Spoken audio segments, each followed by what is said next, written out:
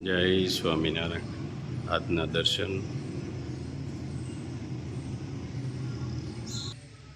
જય વિઘ્ન વિનાયક દેવ.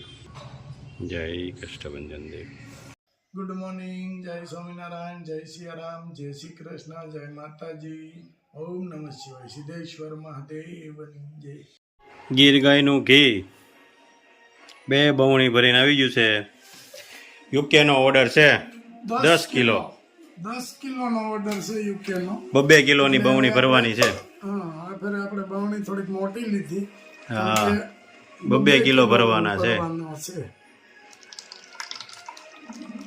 એકદમ મસ્ત કણીદાર ઘી.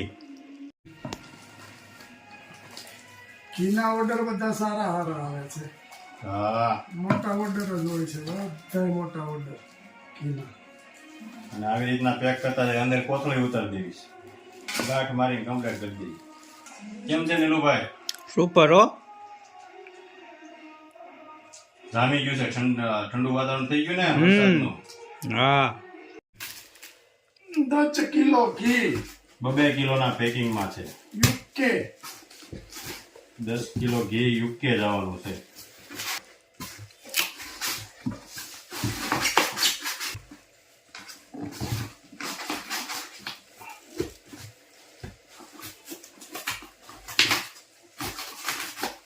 માથી ઢાંકી દઈએ.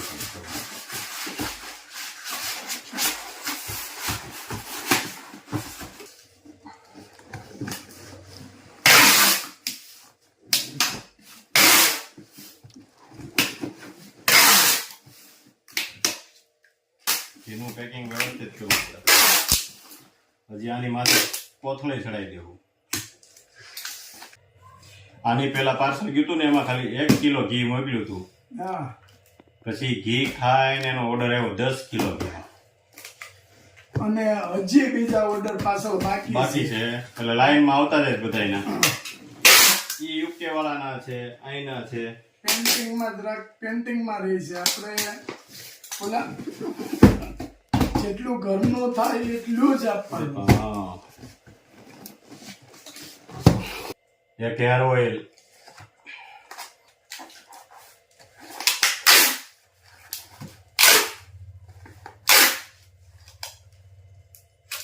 એક હેર ઓઇલ, બીજું સિંગલ હેર ઓઇલ.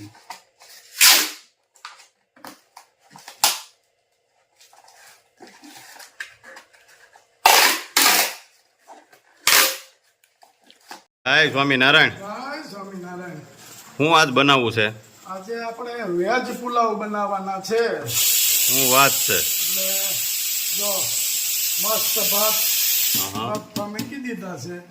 હવે બફાવવાની તૈયારી છે. ફૂલ જોઈ લ્યો, લીલા લંબા ભાત. લાંબા ભાત બફાવાની. ફૂલ અહીંયા બટેકા મૂકી દીધા છે બફા. હા હા. અને આગળ ધીરે ધીરે બધો મસાલો સુધારતા જવું. અને કમ્પ્લેટ આપણે એમાં ઓલાની ગોળે આણંદ જ્યારે બધા ટેસ્ટ કરી આવ્યા ને પછીથી આપણે પ્રોગ્રામ વધારે થાય છે પુલાવના. પુલાવના. નીલુભાઈ ભાવે છે ને? હાલ લે, ખાય ખાય ને. આપણે નકલું જ્યું છે. હા, એક ફેરું નકલું ન થાય. આ તો આજકાલનું થોડું છે. ઘણા ટાઈમ તા પ્રોગ્રામ કરીએ છીએ, પણ નો આવડે ઈ આપણે બનાવીએ છીએ. નબળું તો બને જ નહીં. ભગવાનની દયા છે ને એટલી, એટલે નબળું તો બનશે જ નહીં. ભાત હવે બફાવાની તૈયારી છે ફૂલ. હાલો આપણે કટિંગ કરવા મળ્યું નીલુભાઈ.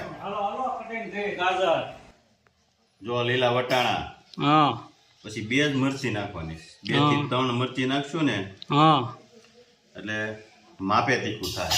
બરાબર છે. પછી વટાણા છે, ગાજર, મરચા, કોથમીર, ફુલાવર બધું એમાં નાખવાનું છે. સરસ કયો. ગુલાબભાઈ બનાવવાનું છે. આ ગુલાબભાઈ બનાવવાનું.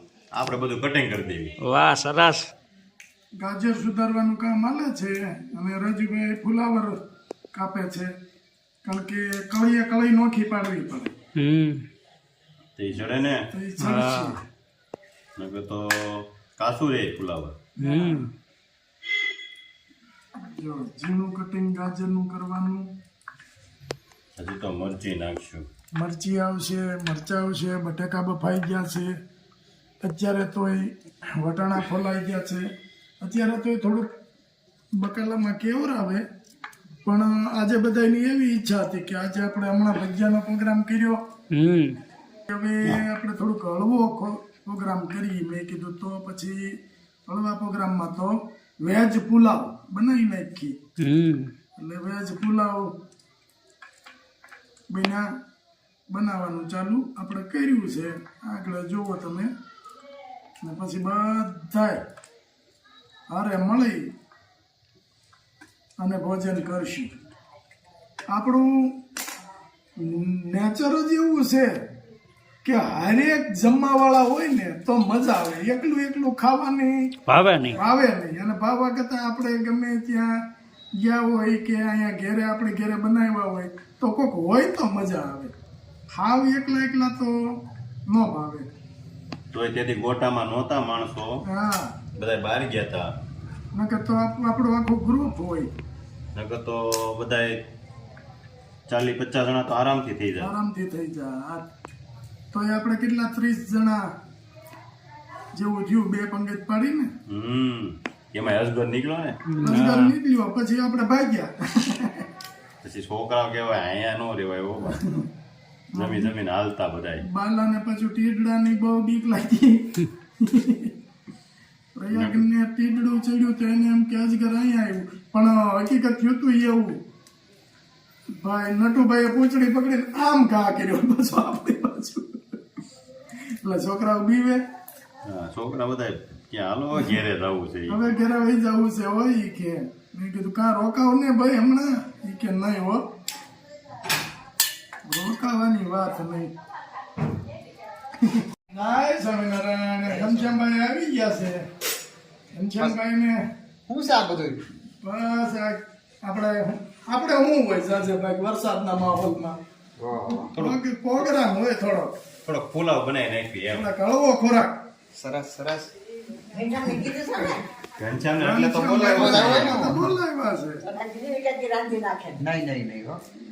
ના તો અમારો વારો પડી જાય ને, કીધું ન હોય તો. વૈશાલી ખાઈ જાય તો ઘનશ્યામનું રાખ્યું છે. કાકા હા હો. એમાં ડબલ ખાઈ જાય ને મોટું. અમારા ઘનશ્યામભાઈના ઘરના છે ને વૈશાલી. ઘનશ્યામ મારે કરતા નાનો છે એટલે હું એને નામથી વૈશાલીને બોલાવી શકું. સ્વભાવ એટલો બધો મસ્ત છે ને, ગમે અહીંયા મળ્યા હોય તોય ભાઈ ઘેરે જ આપણે જઈએ તો એમ આવો ભાઈ, કાકે પાણી આપું ભાઈ, આમ કરવું. કોઈ ગમે તે ગયા હોય આવો ભાઈ જ ઘરે બિચારા પોઝા છે. એક દી હરખા પાંદ આવવા મળે ને પાત્રાના, તેથી આપણે પાત્રાનો પ્રોગ્રામ નહીં કરવો છે. જો તમારે જમાવટ થાય એમાં તો બહુ મજા આવે. અને એ પાછા બારડોલીના પાત્રા ઘટે નહીં. મસ્ત બધું કમ્પ્લીટ થઈ ગયું છે મસ્ત રીતે. અને મસાલો બધું કમ્પ્લીટ. હવે આપણે પુલાવને વઘાર કરવાનો. જો ટમેટા, પછી આમાં ફુલાવર, ગાજર, વટાણા એ બધું કમ્પ્લીટ A to Z. અને અહીંયા આપણે ભાત ઠંડા થવા મૂક્યા છે કે રૂમ ટેમ્પરેચર ઉપર. એટલે બધું મસ્ત રીતે થઈ ગયું છે. ને અહીંયા આપણે બટાકા, મરચી એ બધું કમ્પ્લીટ કરી નાખ્યું છે. એટલે હવે સીધો જ વઘાર કરવાનો છે. ફૂલ રેસીપી આપવાની છે. બરાબર છે. મીઠો લીમડો બધું કમ્પ્લીટ. આદુ મરચીની પેસ્ટ, આખું જીરું આપણું જે ઓર્ગેનિક જે છે એ. અને સુગંધ જ અસ્તી નો રે બાપુ, એકદમ મસ્ત સુગંધ આવે. આ જીરા પછી સીધું જ લીમડું અને મરચી, પછી કેપ્સિકમ મરચાં,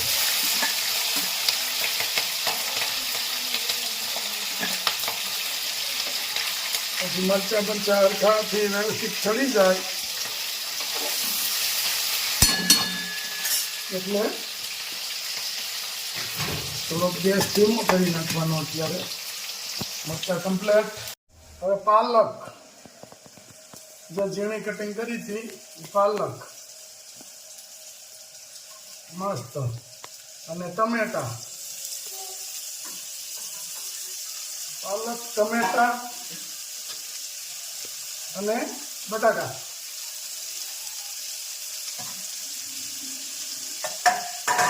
પછી વેજ બધું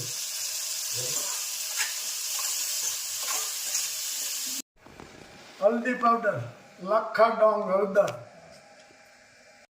મસાલો જે આપણે પુલાવનો બરાબર મિક્સ કરી નાખવાનું આ મસાલો આપણે કમ્પ્લેટ પહેલા આપણે પ્રોગ્રામ પુલાવનો હોય એટલે પહેલા જ બનાવી લેવાનો જો કેવી મસ્ત સુગંધ આવે ઘનશ્યામ એની વાત પૂછો. મસ્ત સુગંધ આવી ને હા હો. વઘાર બધો કમ્પ્લીટ થઈ ગયો છે અને આપણે ભાતની અંદર વઘાર નાખવો પડે કારણ કે આપણે આ ડાયરેક્ટ જો વઘારીએ ને તો ભાત ભાંગવાની શક્યતા રહે. અને વરસાદ આવી ગયો છો હવે. આવી એવું છે હા, વરસાદ ચાલુ થઈ ગયો છે. તો વધારે મજા આવશે શું વાત છે? તઈ વધારે જ મજા આવે ને. હા એમને ધીમો ધીમો વરસાદ. ભૂખ વધારે લાગે ને હા, ભૂખ વધારે લાગે. એને આ રીતે ભાત ભાંગે નહીં એ રીતે આપણે હલાવવાનું.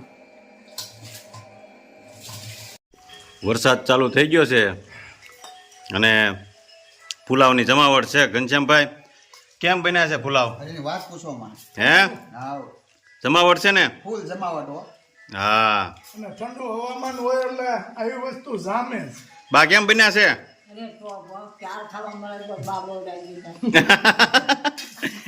કેમ છે નીલુભાઈ? સુપર તમારું ખૂટવાડવાનું છે અને પૂરા બધાએ લઈ લીધા છે? હા હો. અરે જમાવટ છે, એમાં કઈ ઘટે નહીં.